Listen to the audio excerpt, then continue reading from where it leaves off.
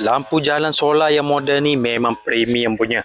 Body dia ni berat tau. Body dia ni dari aluminium yang jenis die cast.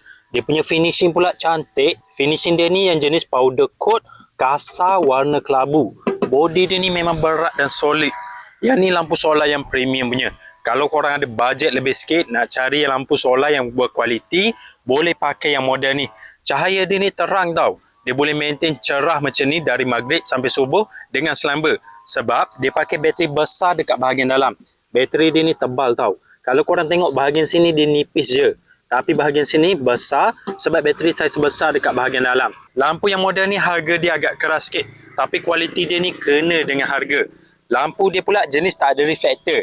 Jadi dia punya body ni nipis. Lampu pula banyak. 1, 2, 3, 4, 5 papan lampu.